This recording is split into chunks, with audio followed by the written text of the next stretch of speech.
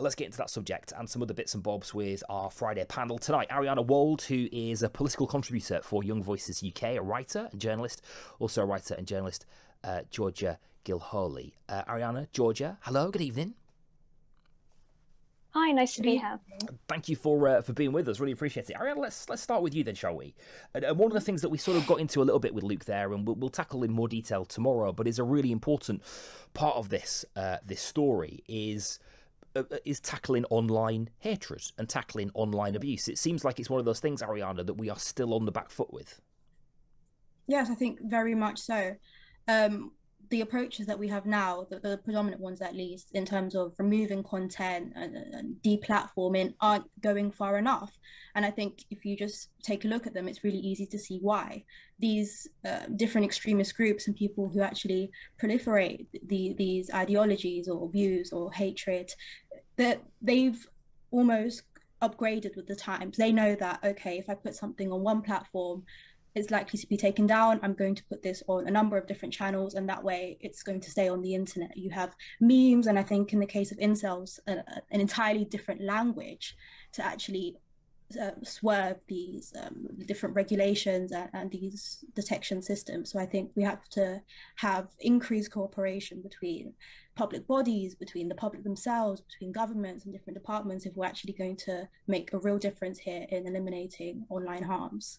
That's a really important point, isn't it, about the speed at which they move, and it feels, Georgia, like we're grappling with lots of things in society now that moves quicker than we can regulate, right? And it moves quicker. They are moving quicker than we can take them down.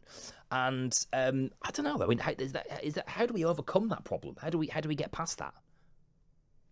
Yeah, I mean, as Ariana summarized, it's very difficult because, for example, with something like incel ideology, it's such a new thing that people who are in the positions of authority in, let's say, counterterrorism in the UK won't necessarily understand how that actually exhibits itself. For example, as Ariana said, things like incel ideology, they express themselves through these sort of often, I guess, layers of irony and memes that if you're just sort of reading it, you won't necessarily understand that it's actually something quite sinister and something that, as unfortunately in this case, seems to be led to an act of violence, and it has in the past. We know that incel culture, if you could call it that, does inspire this, which is not surprising considering that it really is constructed around deep-rooted misogyny. But on the other hand, it's something that is, in a way, a response to, I guess, social atomization and lots of other social issues. So simply, while, stemming or cutting certain forms of communication and expression, incitement of violence online needs to happen so these people can't spread their ideas and communicate and plan and that kind of thing, and get brainwashed. A lot of young guys get brainwashed basically online to do with this.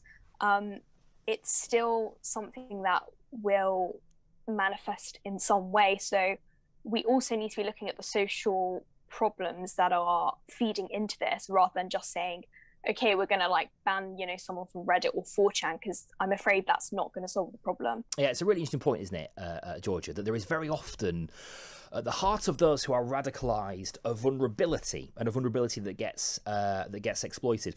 Ariana, I know you're quite. It's probably fair to. Would you describe yourself as a libertarian? Is that probably the right language? Yeah. So you're So you, as a libertarian, then, Ariana, it's a fascinating position to come at this story, because it feels like we are still grappling with and struggling to come to define that line between free speech and hate speech. Yes, very much so. But I'm afraid that in these cases, what we need is not vague opinions of what free speech is. We actually have to sit down and specify what classifies as hate speech and what doesn't, what is extremist and what is not. Because otherwise, if technology itself, if we're going to look at technology as a solution, algorithms are binary. That yes, no, there's no room for opinion. There's no room for ambiguity. We need to actually have that conversation, which will be quite controversial, I'm sure, as it already is. But specificity is key in terms of dealing with this issue. And where are we getting that wrong? I think again, a lot of it does come down to a lack of communication, whether it's between healthcare professionals, between police, whether it's between the Home Office, or other departments. I think there is no table or even a specific regulator for online extremism that we have in the UK. And I think the Online Harms Bill actually does have plans to introduce that. And I think that would be a good start in terms of bringing all these different actors together. And there is though, Georgia, isn't there? There's constant. Well, there's certainly a section of the internet. I'm thinking about 4chan. I'm thinking about 8chan, and some of those sites that have been breeding grounds, particularly for QAnon followers, but also incels, people who are members of sort of alt-right subcultures that believe, actually fundamentally, they believe that something like this is a price worth paying for free speech, that sometimes people are going to say things that you don't like, and they're going to go on killing sprees, and they're going to do things, they're going to do genuine real life harm, and that is a consequence that's worth paying for the ability to speak freely on places like 4chan. That can't be right, can it? I mean, I agree that there needs to be a principle of moderation when it comes to things like this. I would personally draw the line at incitement of violence, and planning attacks, that kind of thing. Though I wouldn't necessarily conflate the people who exhibit these kind of very extreme ideologies that say QAnon, conspiracy theories, whatever. But I don't necessarily think they care about free speech. I mean, we've seen a person, from all accounts, seems to be someone who has murdered women because he has a hatred for women because of this ideology. I'm sure other things in his life fed into that, but it's because of, this ideology has influenced that. Let's say we don't have sufficient evidence yet for this case, we do for other cases. We know that this is a problem, but it doesn't necessarily mean that they care about free speech, because, they're murdering people. They don't care about silencing people, even in a fatal manner. I think it's just, they may err on the side of being able to express their ideology. Yeah, sure. They're using free speech, aren't they, Georgia, as a vehicle for being able to air their hatred unfiltered. Ariana, do we have a problem then with this? I mean, do we have a problem with categorizing? I mean, if I was to say really awful things here, right? Then I would be pulled up. Ofcom would have a go. They would probably take us off YouTube. We would be banned from those websites. There'd be an investigation. There is a regulatory body.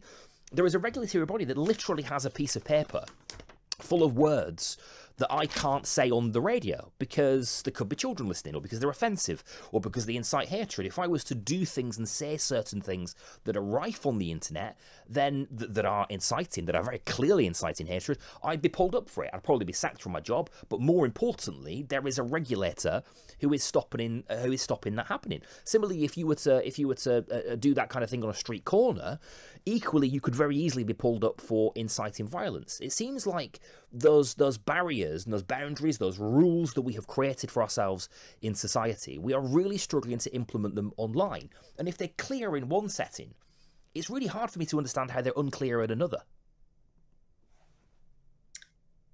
Yes, and I'm afraid even in that instance, you would think, given that you've used the example of a very overt,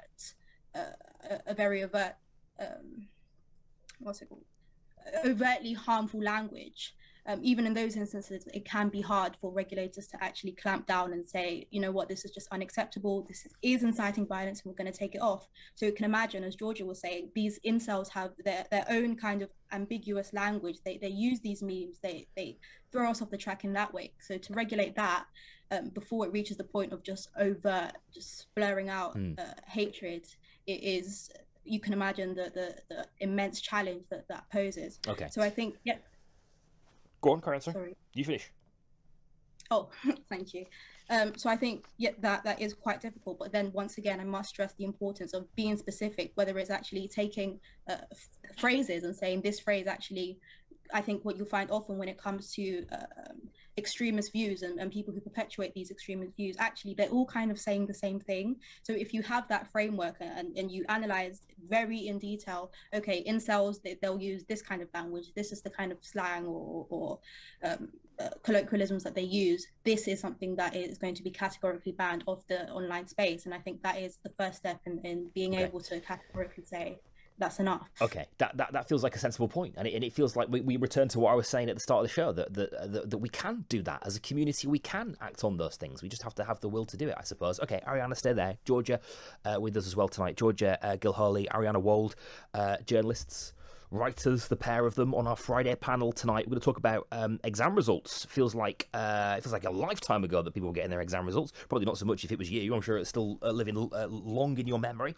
from the last couple of days. One of the things we're grappling with out of that is the fact that we find ourselves again in a situation where disadvantaged kids are falling behind wealthier ones. We'll get into that story. We might be able to touch on Afghanistan as well before 11 tonight on Talk Radio with our Friday panel. Next, hang about.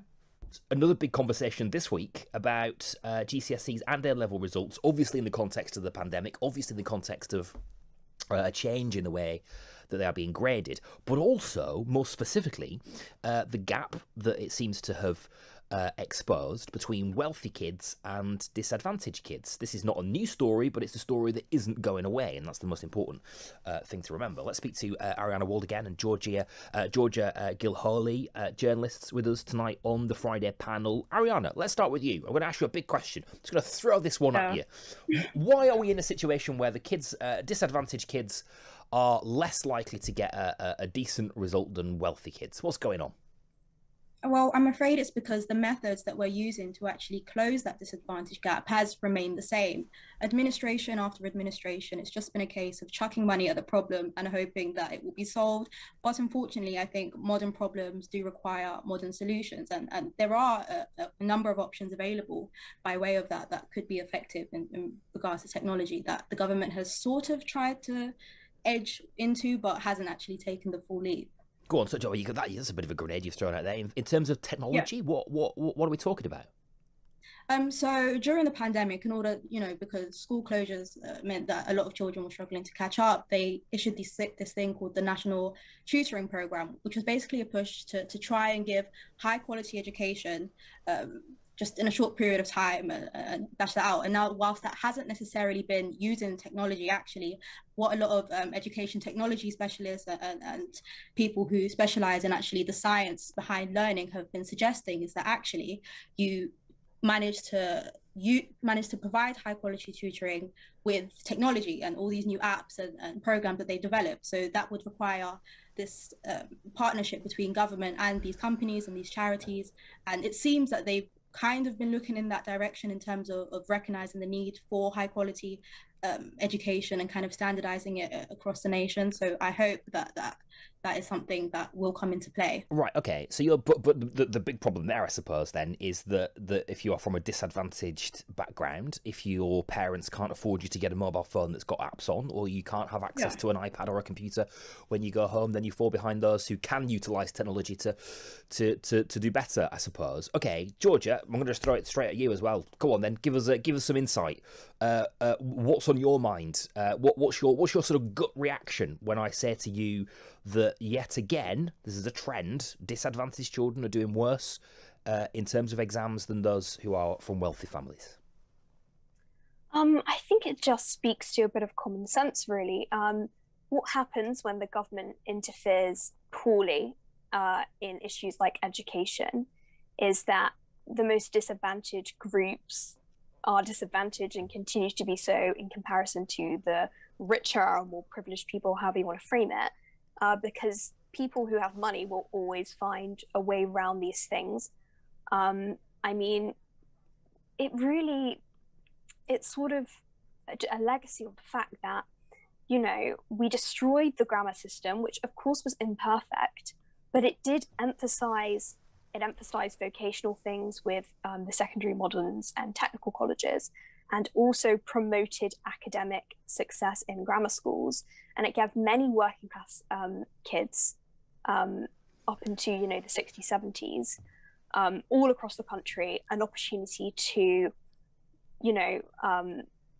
academically achieve but it when would they have, may have not had that opportunity. But Georgia, it would have also, and I think it did also, condemn a lot of working class kids or kids from disadvantaged backgrounds, or actually kids across the spectrum, really, to a poorer quality of education if they couldn't pass that particular exam. And I'll give you an example. I'll give you an example of that, Georgia, because I've got ADHD, right? So sitting in an exam and applying myself to an exam is really hard. It's a very difficult thing for me to do.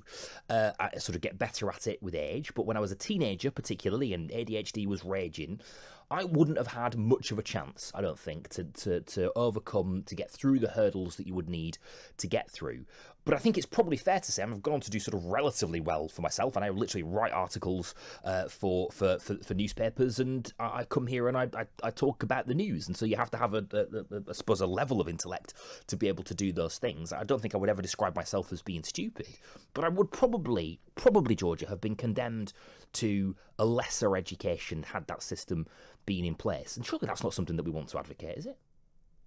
Yeah, to a certain extent, I do agree with you. I think that if we are to reform education, it needs to be a system that really also improves vocational education, which I think is very much going down the toilet, but also it's sort of the reverse of the fact that we're really degrading our academic standards, because what happens is we sort of degrade everything to the same level, which is generally poor across the country. And what happens is we then sort of just funnel people willy-nilly into university, when that is not necessarily the best thing for everyone. And a lot of people's responses to that point, and I often make it, is sort of, oh, you know, that's so elitist, like everybody should be able to go to university. Okay, of course, everyone should have the opportunity. It doesn't necessarily mean it's the best thing for the economy, for education. I think it's frankly elitist to assume that not going to university and taking up, say, a more vocational profession is lesser and is inferior, which it's not. You know, journalism really is a vocational. It's not academic, depending on what you're writing about. Yeah, I would argue that again, I'm kind of testament to that, right? In a sense, in that I studied media production for about 6 months at the Manchester College, and I certainly enjoyed it. But I didn't necessarily set my media career on fire. In fact, I was already doing it. I was already working in media. Ariana, do we have a problem with that? And here's the thing that I grapple with, Ariana, when we consider Georgia's point there, that more people should be encouraged to go down vocational routes. It's that this drive to get people to university was not so much about equipping them with the education that was going to get them the job, but it was about equipping them with the education that was going to set them up for life. Because we know that if you go to university, you learn how to analyse, you learn how to think critically, you learn how to hold yourself actually in society. You learn so much more than the knowledge that you acquire that you can then go on to apply to a job. How do we get that balance right then between encouraging people to go to university but not over encouraging people to go to university? I mean, I think that's the joy of having choice. And I think by promoting the fact that actually there are other avenues after formal education, for example, apprenticeships, or just going straight into the world of work, and not even having that balance between, because, you know, you have the degree apprenticeships, for example, when you can do study alongside actually going into the real world, just making sure that students know that these options are available, and making an effort to. But was it, Ariana, was it not about encouraging people to go to university to acquire the skills that you need that will help facilitate you in your life, meet new people, learn to express yourself, learn to think critically, but then not necessarily step straight into an office job somewhere, or not necessarily step straight into halfway up the corporate ladder, but then perhaps to retreat back to where you lived, or perhaps I don't want to say sort of go back to one of those sort of menial jobs that you might end up in if you leave school at 16 and just decide to go and work on the high street. Not that isn't a completely noble thing to do with your life, but have we sort of put too much emphasis on what comes after university, or got the emphasis on what comes after university wrong? I think that association of, you know, university is where you kind of find yourself and you learn all these new skills, whether in an academic sense or in a social sense, is one that is inherently flawed, because, as you say, you're perfectly capable of going out into the real world and going to get a job and still having not the same experience, but still being able to acquire those skills. So I think... Are you though, really? I mean, the ability to analyse that you learn at university, the ability to the ability to learn, really. You learn how to learn at university, right? Not necessarily. I think actually a lot of my peers are in their first, well, just finishing their first years of university now, and actually they've had the shock of their life, in that they feel that maybe, of course, you have to bear in mind that they've done so during the pandemic, but they really do feel that actually it's not all that it was cracked up to be, and a lot of them are seriously considering dropping out. Yeah, fair enough. Georgia, are you at university at the moment? Are you studying right now, or studied recently? Yes, I graduated fairly recently.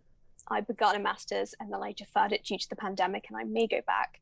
I mean, I think, unfortunately, you may have, I believe you said you didn't go to university. I think you may have actually a more positive view of it than I do, having been. I think that I possibly became even less, able to critically think being at university. I don't think I actually learned that much in terms of content. It was very mishmash. I think it very much, depends on what sort of course you're doing. But I think that I didn't necessarily learn anything I wouldn't have reading myself. I studied history, or sort of learning on the job, as I have in the last year or so working in journalism. And I think that, unfortunately, I think there were many people who were well-intentioned with the whole, education, funneling all people into university. But I think sort of behind the scenes, it's more about taking young people out of unemployment stats than it is genuinely, wanting them to be sort of, entering Plato's Academy and becoming intellectuals. Because let's be real, that's not really what happens at university. Okay. Yeah, sure. That's very interesting perspective. Two very interesting perspectives. Listen, we're out of time, but really nice to talk to you both. I hope we can do it again. Thank you so much, Georgia Gilholy. Thank you. Appreciate it. Georgia Gilholy, journalist, and Ariana Wolde, political commentator, writer as well for Young Voices UK, on talkRADIO with us tonight. Okay.